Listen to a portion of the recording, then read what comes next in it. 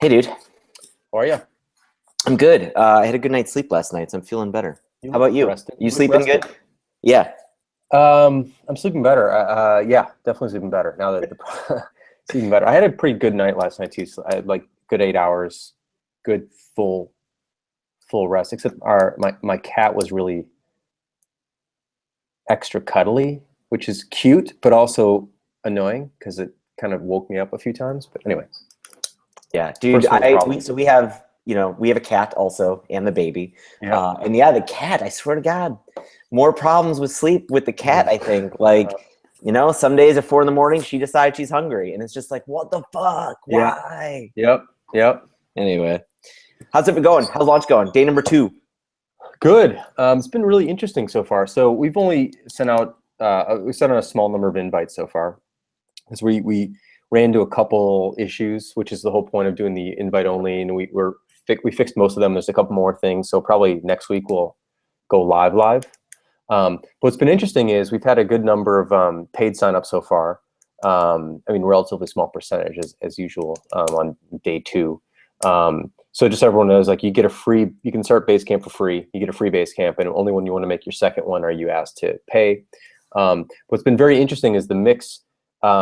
It's something like 70, at least 75% are on the higher price plan package. So there's 2 packages that's $29 and $79 a month, and we priced them. We named them. Yeah, named them. The naming is tied very distinctly to one specific feature. So we have this new thing in Basecamp 3 called the client side, which lets you keep all your client communications entirely separate from your team communications. And so we have two packages, one called Basecamp for Us, which is just for internal work, and then Basecamp with Clients, which is for people who are working with clients. And it's a much clearer distinction because it's based on that thing. You don't have to know about the product, like in that you don't have to know about. So for example, all previous versions of Basecamp, we had like limits on projects and storage space, and you had to you didn't know how many projects you were going to have, and you didn't know how much disk space you didn't know the things we were dividing on. You Yep. didn't know the you know what I'm saying? You didn't know the Yeah, things. absolutely. You walk into it, you're like, I don't know, 10 or 40. I don't know. I don't even know what this thing is yet. Right. But you do know if you work with clients or not. Like there's just like I'm in a client services business. Like I work with clients. Clients pay my bills. Like it's a very clear distinction. So I think this is an early theory, or the theory's not early, but the outcome so far is so too early to measure. But I think there's something about the real clarity of who are you versus what specific features do you need in a product you don't know anything about yet. That as long as you can get to help people understand who they are, they can answer that question very, very, very, very easily. So far it's been very interesting. I'll see how that mix shakes out over time, but it's been very interesting that most people are picking the with clients package. That's interesting. That's really interesting. No, I mean, I think it makes a lot of sense, because you're right. I mean, for years we've been doing software as a service with things like, here's how much storage you have. Even, and that's a very ambiguous thing. Like, I don't know even how big are emails that I send. I don't pay attention to the megabytes of a thing. Right, you have no idea. How the hell? And then even if I did, it would take like weird science to try and figure out like, okay, how much am I going to actually use of this? I like this a lot. I think in high rise it could be really an interesting approach too, to think about how, like with high rise, there has been some tiering based on users, right? I don't remember the exact packages, but it's like between this number of users, it's this price.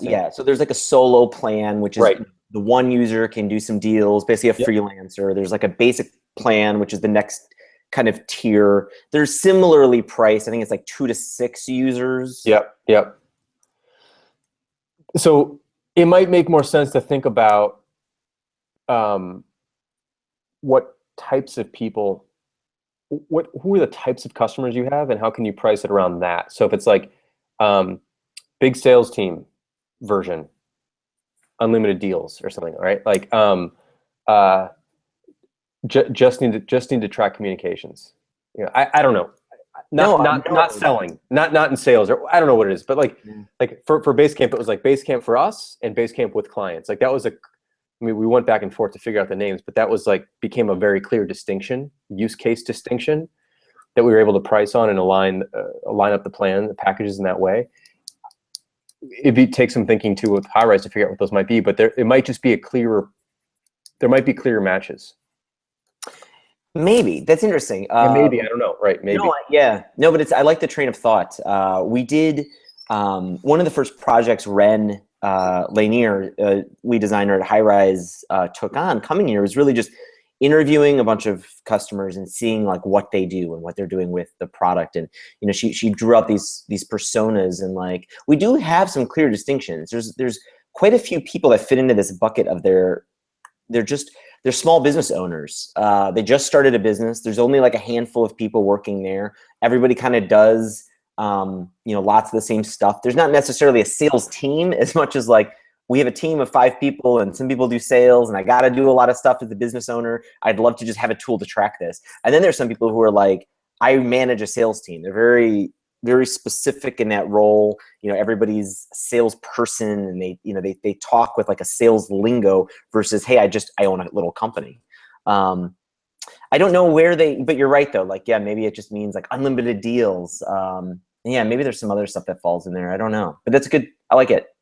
Yeah, it's just I'll let everyone know how this plays out over, once there's a much larger sample size. But I do think there's something about helping people identify who they are versus what they need in a product based on things they can't evaluate yet.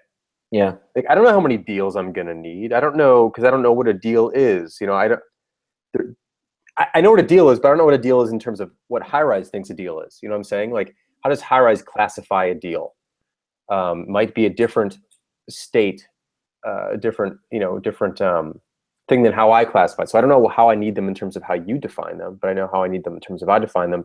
But our definitions might be different. So yeah, can you rise above the definition of the specific and go like, I'm in sales? If you're in sales, you need High Rise for sales, right? Yeah. It's not about like the number of deals at that point. It's High Rise for sales, and you can price that higher. Yeah. Then if like, whatever. I don't know all the distinctions, but I'm trying to get better light here too. It's like, yeah. It's interesting. There's another company. I'm not going to call them out by name. I'm not exactly criticizing, but there's a popular company out today that like, they've broken out pricing or kind of in terms of, and their feature sets in terms of like jobs to be done. It's a very intriguing approach, but it's left me a little confused. Like, I've used their product, still use it today.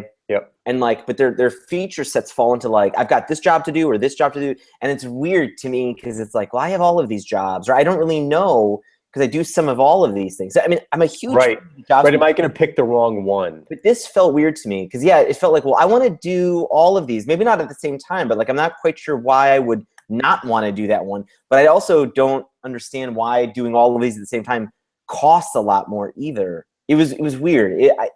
And maybe it's working out great for them. So I don't really mean to criticize, but as someone who was using it, looking at those plans, it was like, I don't know. I don't really get it, but yeah.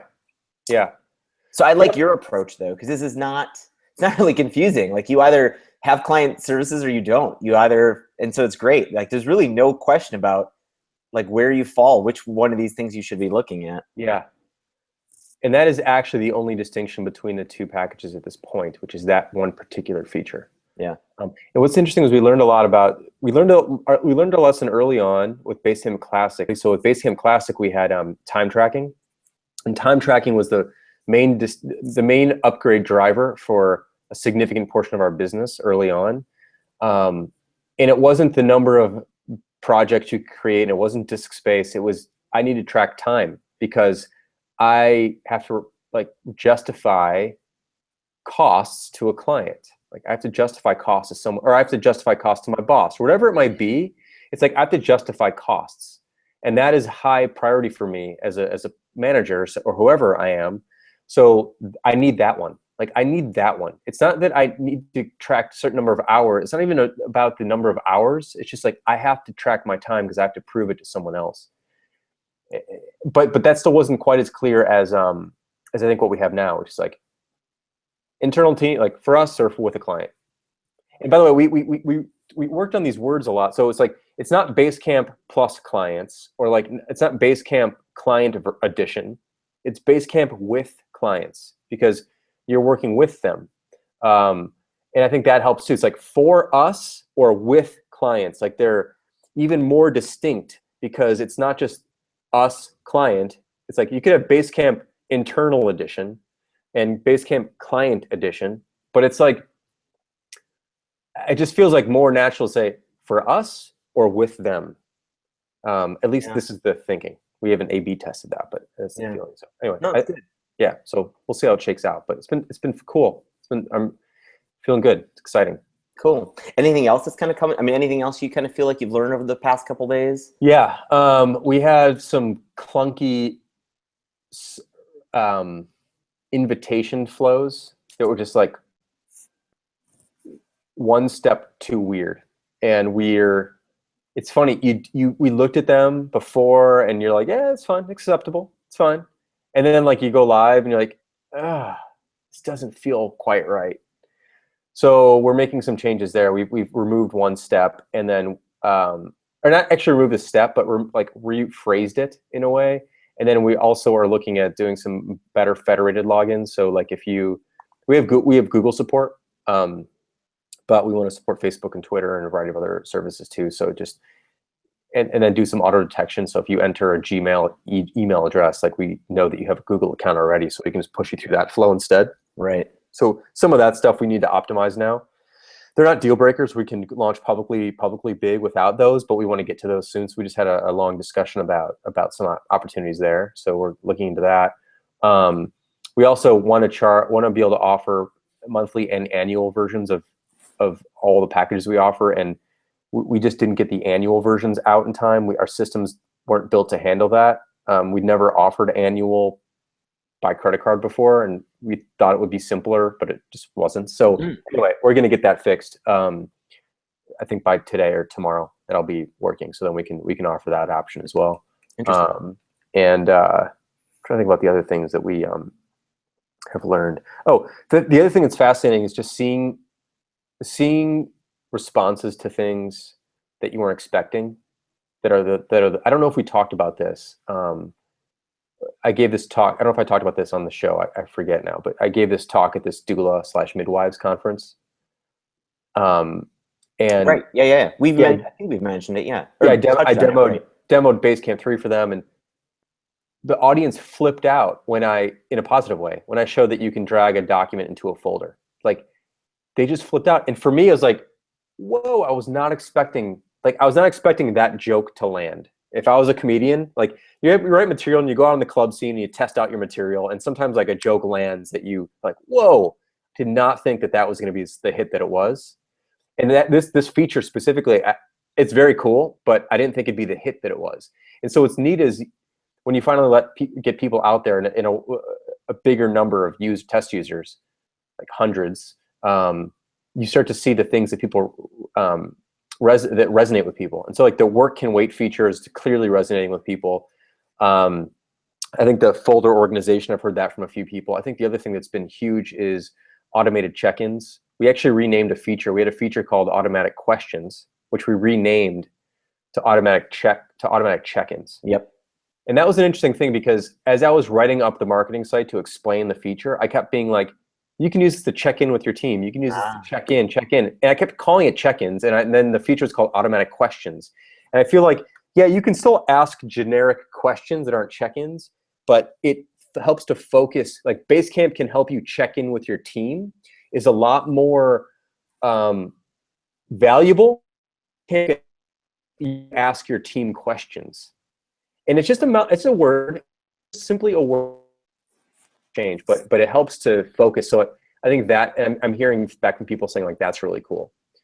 And we shipped with 4 automatic check-ins built into each Basecamp that you can just turn on, so you don't have to create them. You can create your own too, but you can just turn them on, so they're preloaded.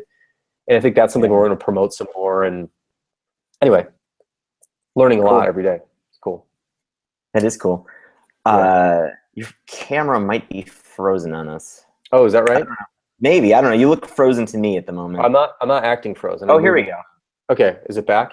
A little bit. It's like We a have little 50 stuttery. people at the office right now, Right. and everyone's on Wi-Fi, and I suspect that we're like just running out of That's true. available bandwidth there. That's true. So I won't keep you then too long. Okay. I am curious, like scroll bar in the chat window. Did you make any design decisions there, like where the scroll bar would live? I'm just curious if you like intentionally thought about that at all yet. Scroll bar. So when you right now, the scroll area in Oh Basecamp yeah, you 3 scroll. chat Yeah, is you in have like to. it's in like the internal div of the chat versus on the page. And I'm just kind of curious if that was like an intentional design direction or choice you made, just because like I think it's actually really clever, and it really, I feel like it would make a clever addition to high rise right now. We've talked on this show before about, we have some trouble with like, as you scroll in high rise, nothing is sticky, right? Like, so you're scrolling Yep. activity feeds, you're scrolling threads, and like you lose context like all the time, like you can't, you got to scroll back up to do search. And then, if there were, you want to get back to the inbox, you got to scroll back up and then, go to the nav. And it's like, if we actually just move the scroll bar to like deal with the center column versus scrolling the whole page, that might actually be really fast, quick, easy.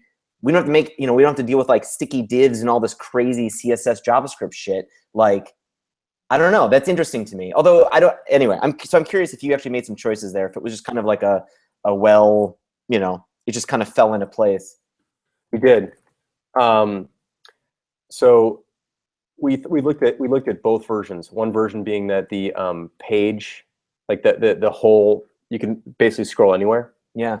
And it was a disconnect because everything else you can scroll, and just the chat rooms and the pings, you cannot like move the whole screen. And it felt like it was better to special case that particular situation, so you didn't think that there might be more page below that you can't see, and then you can't get to it, because if you're trying to scroll the whole browser window, there's nowhere to go. So it just felt like the right thing. We looked at it both ways though, and that seemed to make the most sense. Interesting. It's more of a feel, like what felt right in that given situation. Yeah. Yeah. Yeah, I mean, we'll try this to see. I'm tempted to fool with it. We'll see. I'm a little worried though about now shifting.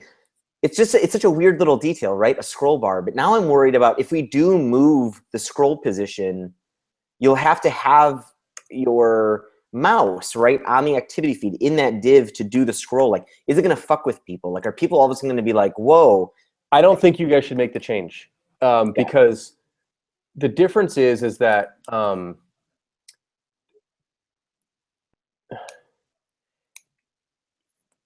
I feel like it doesn't. The reason the chat room stays fixed is because there's a fixed input box at the bottom. Yep. If there wasn't a fixed input box, like we could have messages work the same way, where like you just have a white space in the and then you have to scroll the message, but it doesn't feel as right as just kind of like flicking the whole thing to scroll the whole message and go up and down really easily. And also we have comments below messages, so like it just doesn't feel it felt constraining to have the whole UI always in like pushing everything down. You can just kind of get rid of it in some ways For messages. Yeah, for messages and for to-do lists and all that stuff. It feels like it should just be a page, like more of a page instead of a screen. The chat thing seems more of a screen because there's a fixed input box at the bottom that just hugs the bottom of your browser window or your phone or your tablet always. Yeah. So it just in that particular case just felt right. But we wouldn't change, like we could change it everywhere, but it didn't feel right everywhere else. Sure. Yeah. It felt like a little bit too custom for no benefit everywhere else, basically. If that makes sense.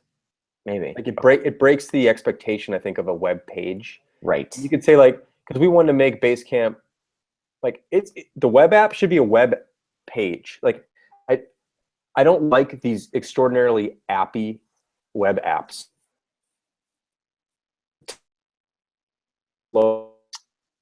It's slow and finicky, and like It's slow. Like I don't have any problem with web pages. Web pages are good. Like it's a website. It's fine. Totally fine. Like if it should be an application, like on your phone or whatever, or native, like take advantage of that. But I don't feel like we should be making full-blown apps in web browsers in that way. You know what I'm saying? Yeah. Yeah. Yeah. I mean, yes. I mean, Oh, I'll depending talk on about like what you're trying to build, yes. Totally. Yeah. You still there? Yeah, no, I'm back. Yeah, I agree. But again, I feel like it's like case by case, like, Of course. but I definitely understand what you're saying. Totally. Yeah. Yeah, so anyway, I don't know. That's just a call we made, but Yeah. But knowing what you know about high-rise, like you don't think we should change to like a scrollable center column on activity feeds, or those? I don't know what the benefit would be. Like, what's the benefit? Well, the benefit is like what we've talked about like before on email threads. Like if you scroll it in an email thread, currently you scroll the whole page, and so you lose all context. And if you want to like search, so in the context of say doing customer support, and you read an email thread, and now it's like, wait a minute, now I want to know, have we talked with this customer before? Right.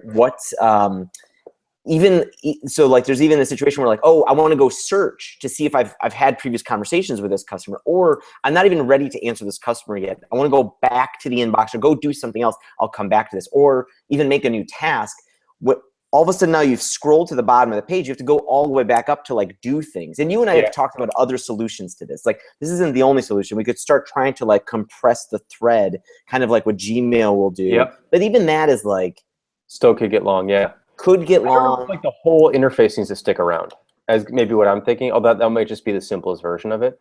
But instead of like let the contact information stick around, have a dedicated button. Like once you scrolled off, it could be like make a task for this. Or, I mean, there could be some like a variation on the things rather than having like the whole nav stick around that you don't need recent people. Like you don't need all the stuff perhaps, but it's certainly maybe that would be a good place to start, is just leave it the same way it is and then just have this internal scrolling thing. I do think people will initially be confused by it. So I think you'll want to have like a hint.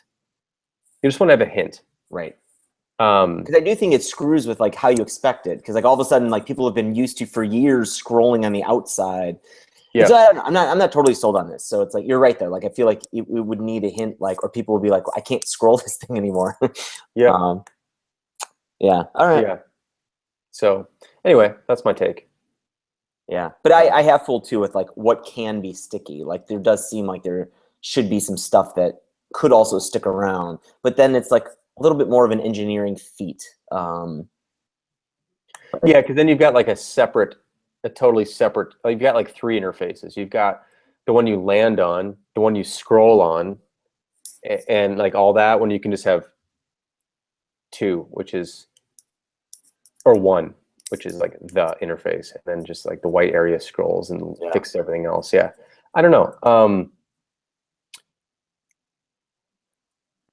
I think there's also a case to be made, to be honest, about like if it was a mobile experience, you wouldn't feel like everything needs to stick around. Like the fact that everything can stick around makes you think, well, maybe I want to do this, and maybe I want to do that, maybe that, and then you end up getting this like everything is essential, must be there. Versus, just because you have the space doesn't mean those things are as important as they need to be all the time. So I don't know. I don't know. You could also have dedicated buttons. Like we built this when we first built High-Rise. Like you would add you'd add a task, or no, you'd write a note, and then it would say like, do you want to follow up with this person later or something like that, right? There's like this flow. There's a workflow thing, and so perhaps when you get to the bottom, if you got to the bottom, you could have a whole new set of contextual tools at the bottom. Maybe, right? Like I read this now what, like set a follow-up, respond, whatever they might move this to I don't know, but you could think about what happens when you get to the end versus like being in the middle and having access to things, right? I don't know. Worth thinking about. So it is cool. All right, dude. All right, man. I'll catch you later. Yes, have a good evening. Hopefully get some more sleep tonight too, and we will talk tomorrow. Please subscribe to our YouTube. I'm not talking to you, Nathan, because I know you have subscribed to our YouTube channel. Everybody else who's watching, please subscribe to the YouTube channel. We broke 1,000 subscribers. It feels great. I'm glad people are liking this. I'm hearing more people talk about this thing on Twitter. I'm hearing people get mad at us because we don't promote it enough, because other people should know about it. So please help us promote it by telling your friends, tweeting about it, letting people know about this. We're on show 42? I think so, or 43. Or I lost track now. Let me check.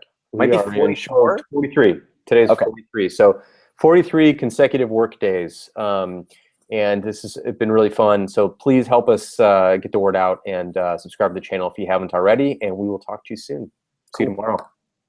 Bye, guys. Thank you.